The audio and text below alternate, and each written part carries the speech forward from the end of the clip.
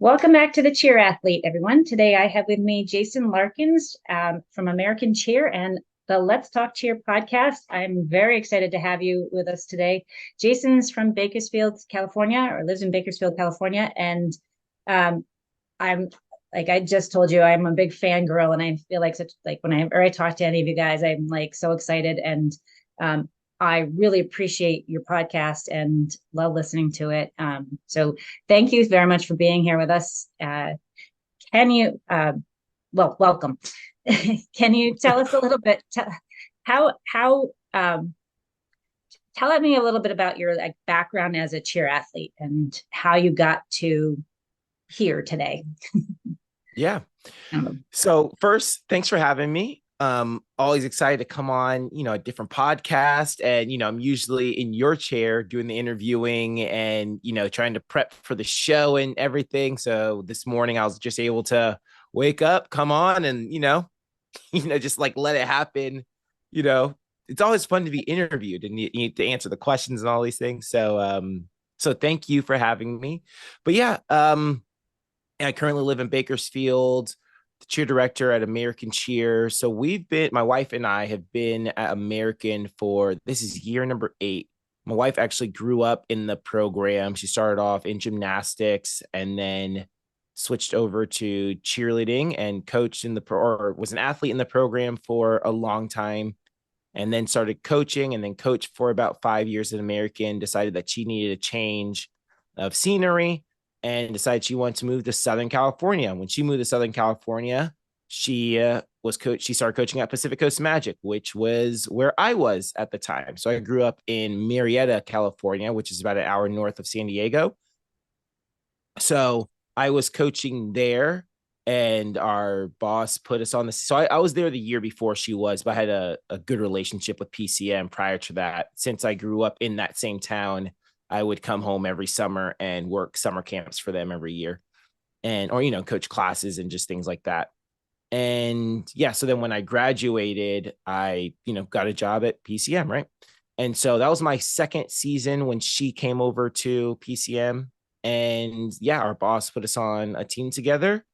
And, we coached 6 years together. Yeah, we coached 6 years together at PCM. Or no, we coached 5 years together at PCM. And then eventually we kind of knew it was time for us to move on. We got married. We knew it was time for us to move on from PCM. We just were looking for a change of scenery again, right? And so the opportunity opened for us to become I am the director. She's the manager. So technically I am her boss. But yeah, the opportunity opened up for us at American. Just American needed new leadership. And so we stepped into that role and took over as,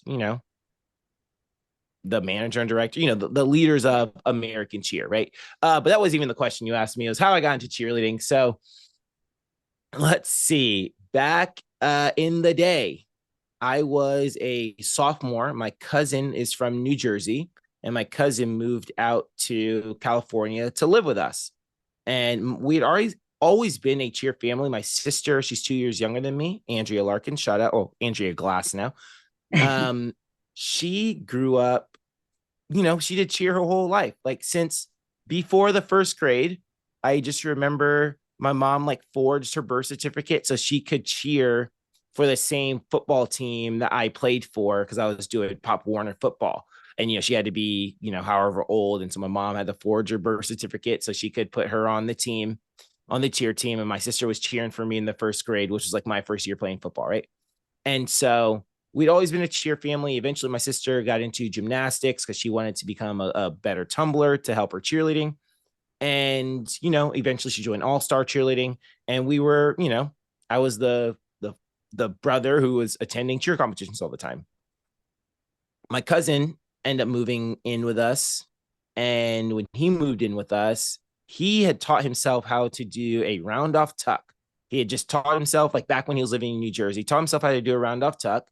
And one day he did it for my mom. And she's like, oh, he can tumble. This is crazy. I never believed him when he said that. And said, hey, if I sign you up for tumbling, would you join? And he's like, well, I'll only do it if my cousin does it with me. And I'm like, oh man, like I really don't want to join, that sounds like a gateway drug to cheerleading to me. Yeah. And so he ended up convincing me. So we joined the local tumbling gym, and we're taking tumbling classes there. And we get okay. I end up getting like standing handspring, round off tuck, and some pretty basic things. Anyway, the tumbling coach at the gym was also the cheer coach at the gym. And he's like, hey guys, we're starting a co-ed team. And shout out to Tim Pasalacqua. He's the guy who recruited me into cheerleading. And Tim was a living legend. I had no idea. And I remember the very first time I met Tim, he had cheered at the University of Kentucky. And he wasn't just like, and one, University of Kentucky already like top-notch cheerleading, but he was like one of the best who had cheered at Kentucky. And I remember when I first met him, he had two of his national championship rings on. And he like introduced himself, and he like put his hand like with his hand over the top so I could clearly see the rings. And I was like, dude, what are those? Right. And like he's like, yeah, I cheered at Kentucky, blah blah, our national championship rings. And I was just like, dude, that's so cool. Anyway, he said, you guys should come out to the co-ed team. Come out to the clinic. We're going to try to have a co-ed team next year. And I'm like, man, I really don't want to do cheerleading. That is just not, I really don't want to do cheerleading. So he's like, well, there's going to be girls there, and there's going to be pizza. And, I'm like, oh, girls and pizza, I can't beat that. So we end up going to the clinic. We did walk up chair sits, and, they're like, dude, I'm stuck. This is so cool. Yeah. So we do that. And he's like, all right, guys, practice is on Monday. You made the team. I didn't even know I was trying out. So showed up on Monday, and I haven't stopped going to cheerleading ever since. It is addicting once you get started into it. And I think you're right. Like that gateway into cheer is pretty awesome. That's a great story. I like the ring, the ring bling, calling you in. It's very cool. I had a great question in there with the, so you transition, let's talk American. Like the one thing I was looking with American Cheer, that's in another facility. It looks like it's all athletes and other sports, and is it American? It's American. What is the name of the facility? American Kids Sports Center. Yes. And I think that my sister and I were just talking this week. There's not a lot of programs out there. There's a lot of organized sports, but not necessarily a lot of like just general kids programs. And so I love the feel of that. And that cheerleading is included in with all the sports as well. So that's shout out to American Kids for including us in the sports and athletic world, because I think it's growing, and it's just where it's supposed to be. So it wasn't really a question in there, and it was a great journey. Today I wanted to talk to you. American is it's a great place. Yeah. So we're a multi-sport facility. We have cheer, dance, gymnastics, swim. We have Ninja Zone. We have a preschool. I mean, it is the one-stop shop. So it's a huge facility. And then, we have all these, so if you bring your kid there's something for them to find interest in. And it's super cool to be a part of that program. And I don't think I realized, being on the West Coast, because I remember watching American when I was a cheerleader, and then became a coach. And so you'd see him on the circuit all the time, right? Going to all these different competitions. I just thought it was American cheer like every other gym there is. And it took me a while to realize that, I am not even sure when I realized it in the process of us getting the job, that it was a multi-sport facility with, and what's cool is, for those who are familiar with our program, we have our logo, which we call the shield, right? And I thought that was the American logo. And it turns out that's not the American logo. That's the American Cheer logo. Each brand has a different logo. And I was like, oh, like the shield, that's that's our shield. And I thought that was like Yeah. so cool because there's like the American Splash logo and the American Kicks logo and the American Dancers Workshop, right? AAOG is the gymnastics side of it. But yeah, but the American Shield is the cheer logo. So yeah, it's great. My daughter like lives there now. She just turned 3 about a month ago. So she does swim. She's been doing swim forever, and it's crazy how much like when she's in the water with kids her age, it's just crazy to see like, oh, like these swim lessons, even though like there was a long time when I was like, well, she can't swim, obviously, but I could tell that there's a difference between her in the water and like just other kids who just aren't in the water all the time, right? Yeah. And so yeah, she's been taking swim for like 2 years now or something like that. And now she can swim across the pool and she's super excited because it's the summer right now. But yeah, she takes swim, she takes gymnastics, she takes dance, and she just joined Cheer 101. So yeah, we're there. She's there more than we are now, right? That's awesome. That's something I preach all the time. Like, you know, they need kids are starting so young now, and they're not necessarily getting the variety of movement in because they specialize in cheer or any gymnastics or whatever. And so they're not getting the variety of movement patterns in. And so to be in a place that encourages that to swim, I mean, swimming is a great skill. Anyways, I have a house on the lake and can like it's important to know how to swim. But beyond that, like the skill and the muscle control and the joint movements, I think like taking that coordination that you learn from swimming or from gymnastics or from I love that you have a ninja course too. Like that all carries over into cheer and helps make you a better athlete all around and is better on your body as a whole because you have those different skill sets. So Yeah, most that's, I definitely. think that's great. Do you find that feeds your program up? Like, Oh, yeah. It's so we get so many kids that are, our our cheer floor is set up right next to the pre-K course. And so all day long there's a bunch of pre-K athletes in there doing the little obstacle courses. And there's these little green walls that separate the cheer floor from the that enclose the athletes, right? The preschoolers. And you'll always see them like when they're waiting their turn kind of perched up on that green wall, just amazed by the flips and the stunts and everything. And they're just staring, not paying attention to our class at all. And so then we'll get, I'll get emails or we have an interest list and we'll see, my daughter has been taking, recreational gymnastics. Now she's interested and all she talks about is cheerleading. Or yeah, my son was doing this and now they want to join cheerleading. So we give a lot of exposure because people will sign up. I heard this Kevin Brubaker owns Charlotte All Stars. He's the guy who started cheer sport. I heard him speak at a conference once and he said that every cheer gym needs to start a cheer gym class, right? Gymnastics slash cheerleading class. That's what you call like a yeah, cheer gym class.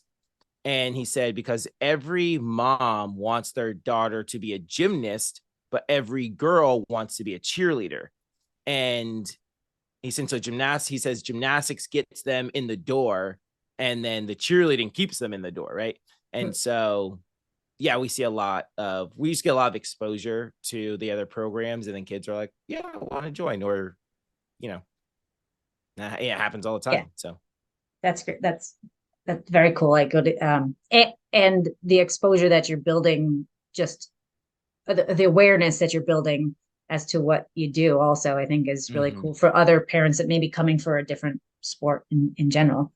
Let Yep. alone the fact that if their kids are at practice, maybe they have the ability to do other things as well. So like, like you said, I think building I don't own a cheer gym and I actually don't have any experience in all-star programs, but I think in the growth, I mean, the exponential growth, and I think they're all very successful, as they're growing, they're all very successful, but having those programs as feeder programs too, I think is Mm-hmm. helpful as a cheer gym owner and just in developing athletes as well, because then Yeah. give stuff to your parents. So let's talk on the. I heard on your podcast a few things. One that I really want to talk about is your use of journaling and how Mhm. you use journaling. And the most recent podcast, I think you talked about, how coaches need to have a journal and have a written down plan. But that you also, on a prior podcast, had talked about having your athletes journal. Can you talk about um, how you started that, why you started that, what changes you've seen in your athletes and your programs as you incorporate that? Yeah, shout out to Coach Troy, my former boss at Pacific Coast Magic. So Troy was the first one I believe that I saw journaling. It's been so we've been journaling so long I can't remember if he was I'm pretty sure Troy was the first one I saw journaling, and I'm pretty sure that I can't remember if Troy got it from Debbie Love or if it was just a coincidence that they both did it. But I know that they both did it. And anyway, but Troy did it, and Troy would go through Coach Wooden's pyramid of success with the athletes. Now, coincidentally, when I first became a coach, I first get my job at CBU. I'm coaching the college team there.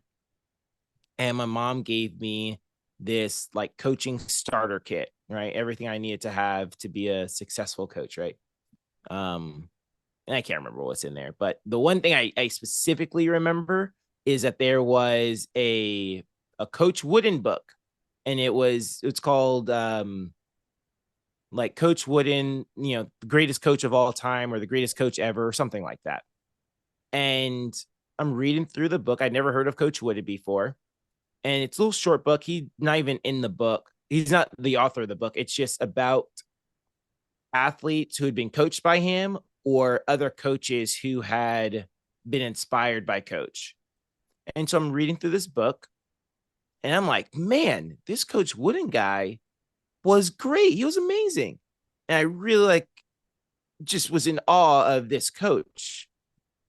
And so he had his pyramid of success, and the pyramid is made up of these different blocks, and each block had a different character trait. And he said, if you're able to accomplish all these character traits, you can be successful, right? So first word's industriousness, right? Which basically means hard work and proper planning. The next word's enthusiasm, right? Enthusiasm brushes off with those who you come in contact with. And it's cooperation and loyalty and friendship. And the pyramid just builds up. And he says, again, if you can have these character traits, then you can be successful. And so we started journaling. Oh, I found out that Coach Troy loved Coach Wooden as well. And we're like, man, so we really were able to bond over that. And he would have his kids journal, and he would talk about a word and go, hey, we're going to talk about industriousness today. What do you think industriousness means? And the kids would, most of them go, I've never heard that word again, or I've never heard that word before in my life. And so they, write nothing. And then he'd read what industriousness is to them, give them a story or something like that. And just, how could you be more industrious? Or how could how could this benefit our team or benefit your life? Right. And so I'm a young coach.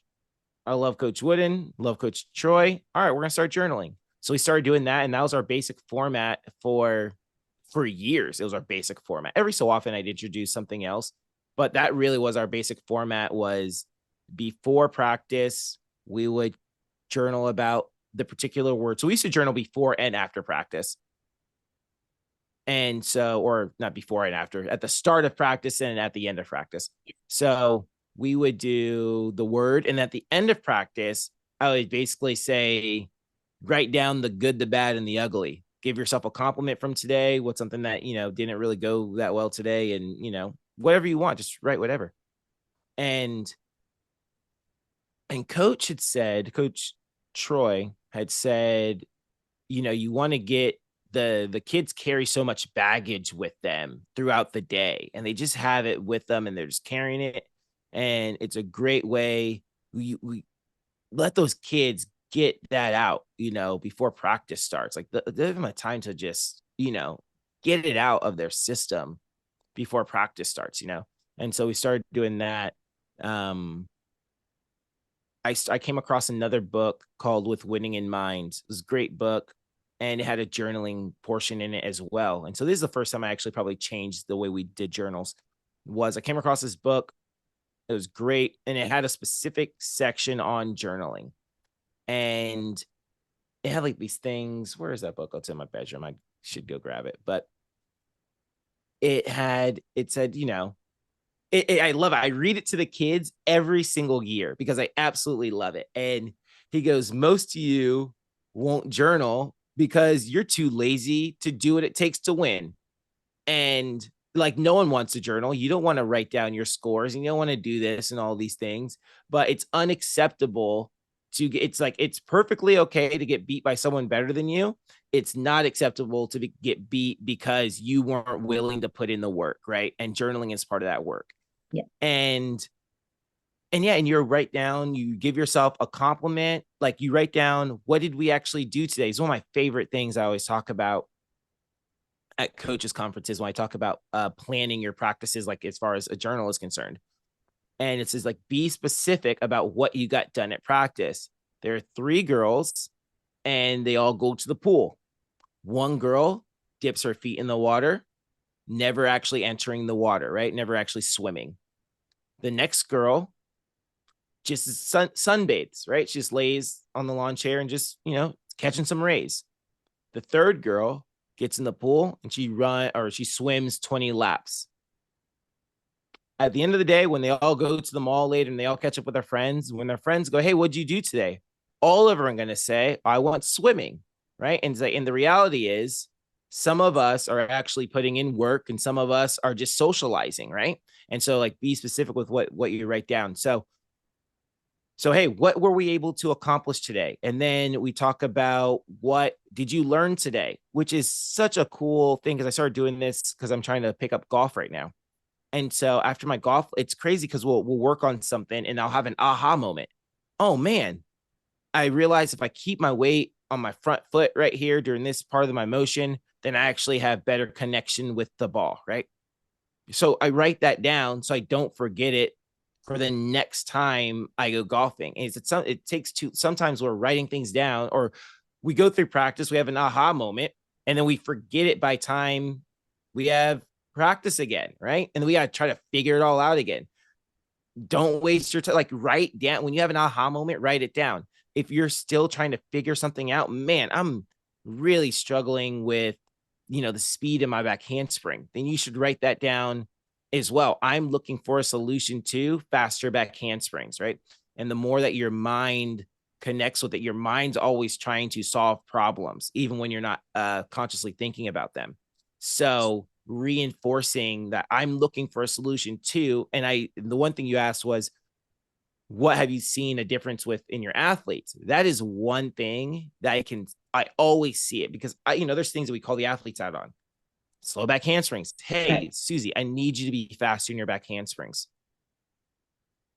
And although I don't read their journals, I know that if Susie has a brain, she's writing down, I'm looking for a solution to faster back handsprings. And I would watch these kids solve these problems, right? I would watch Susie's handsprings get faster, or I would watch this kid get a better grip, or I'd watch like these things. And the other thing we journal is just we have our power statement of like a vision, a goal we have in the future. And it's supposed to be first person, present tense, Yeah. a goal that's attainable but slightly out of reach.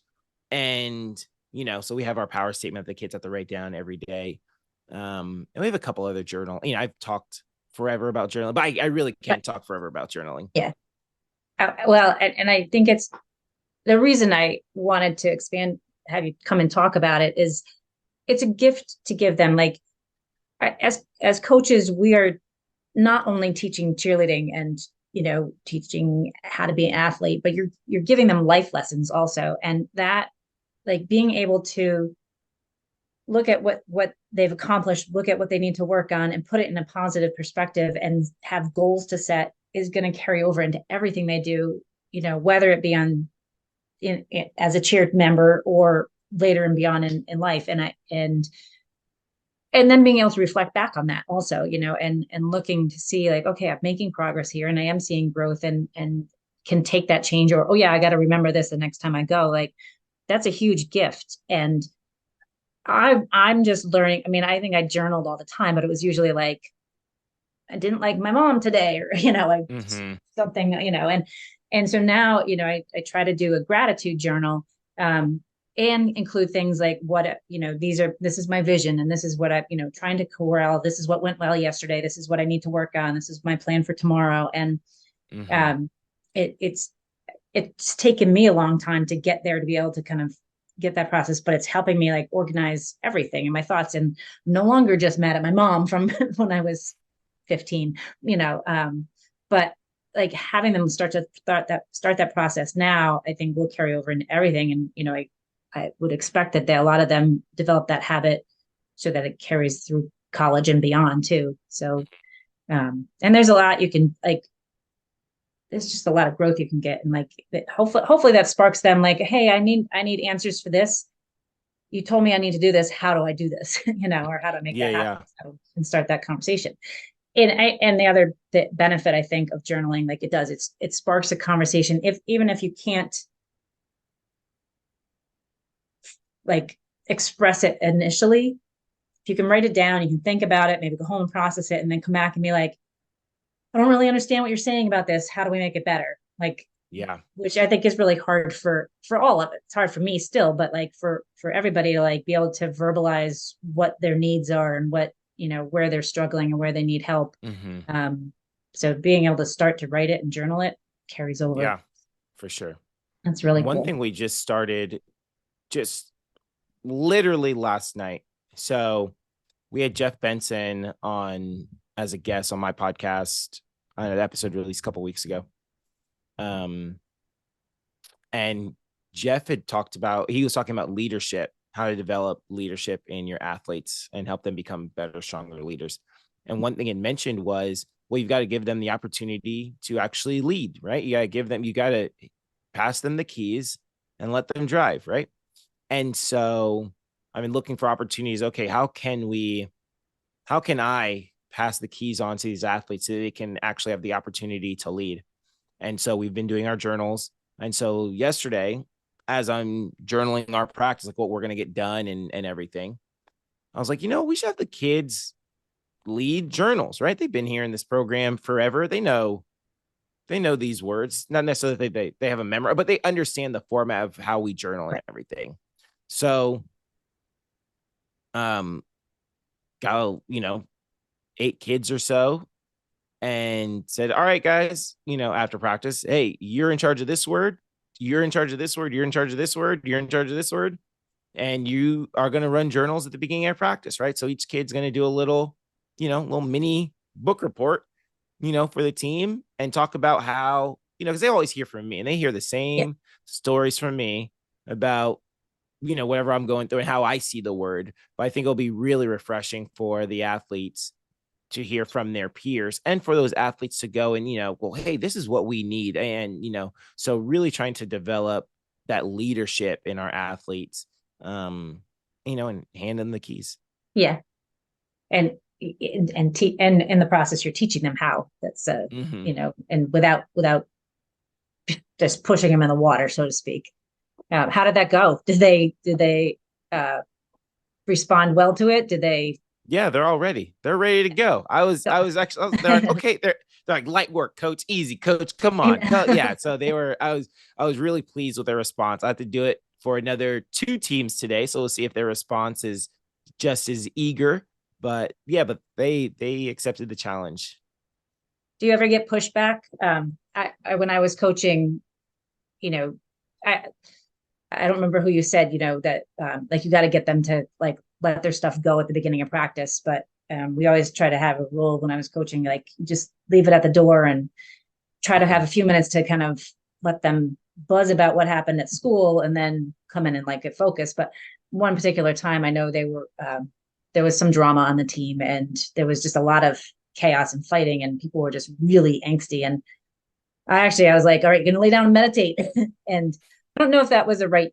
I wish I had thought of journaling at the time, because like getting people to just go quiet and let the angst go when they're just buzzing in their heads doesn't always necessarily work. But the and they push back. But we did have a more productive practice after, so that was good. But do you ever get pushback from your From the teammates? from the journaling? from the journaling. No, Yeah. hey, you're journaling. What are you talking about? Let's go. Yeah. They sometimes they'll talk a little bit more. At PCM, Troy had those kids spread out super far. He always say this, it's not a group project. Yeah. And they would be spread out all on the floor, not next to anyone, right? Social distancing, 6 feet apart. Right. Um, and our kids are all clumped up together. And I would make them spread out, but like the gym, it's like just a restriction on space. So like have Yeah. to have them close. So they all like journal next to each other. And so they talk to each other, which slightly annoys me. But I don't really get pushed back on the actual journaling. Sometimes they aren't as productive. I mean, they're kids, so they're not always productive as I want them to be, but no actual like, I'm not journaling today. So Right. I wouldn't be surprised if kids just doodle in their journals and aren't really following the prompt. But it is what it is when you're coaching kids, right? Yeah. Right.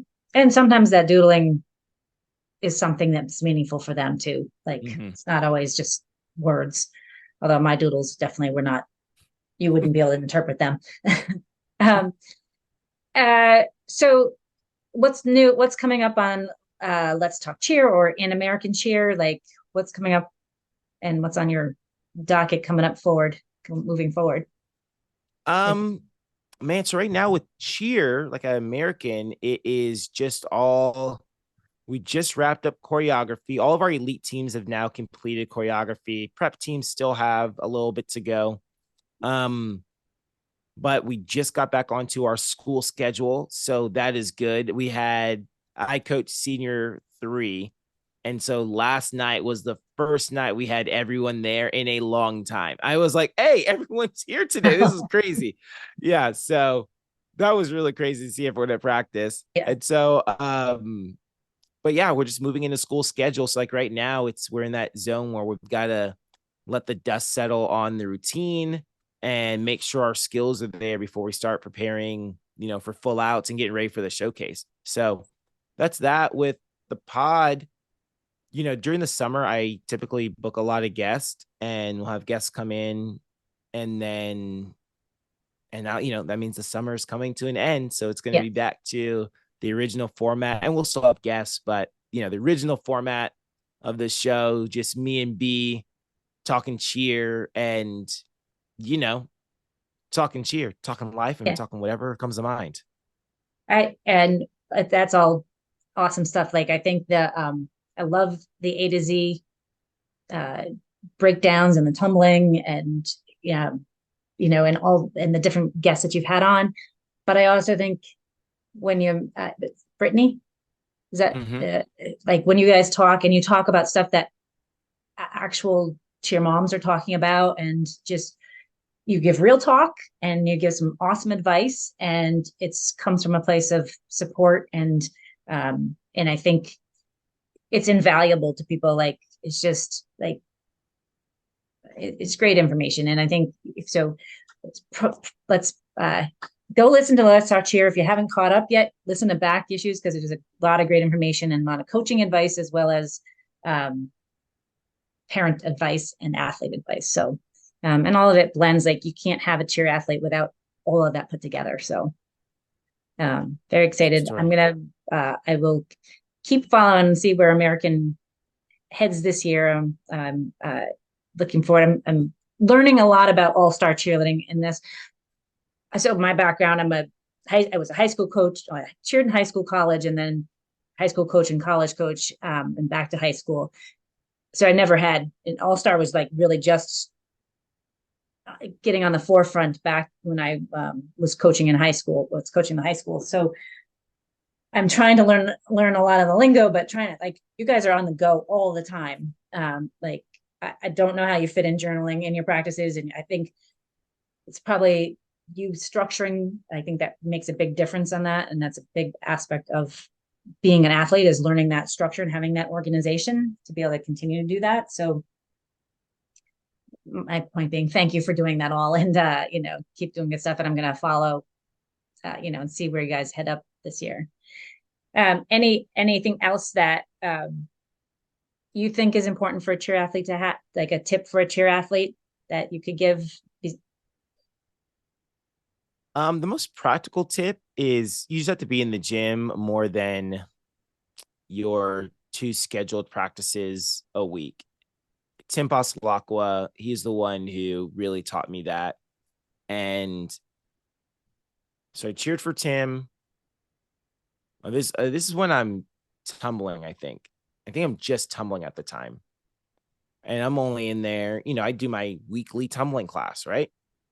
And I get, again, we're getting skills, slowly but surely, but and he said, well, if you really want to, get good, like if you really want to get good, you got to be in the gym 4 or 5 times a week. And I'm like, 4 or 5 times a week, right?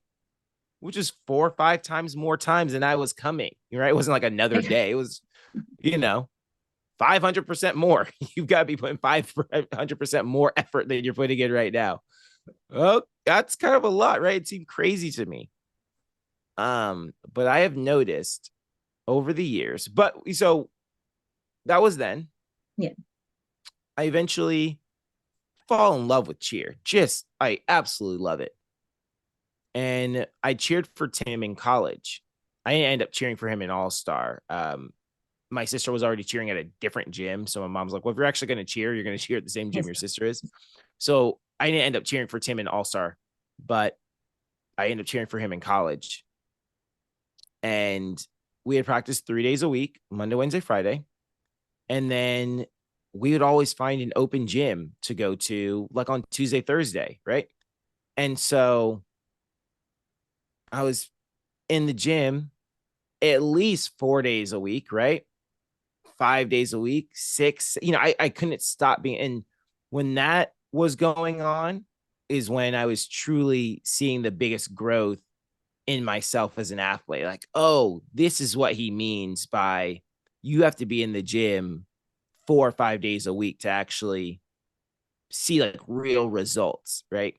And with the athletes at the gym, you just see the kids who are just there all the time, and you see a huge difference in their strength and their skills and just their ability to maximize their potential.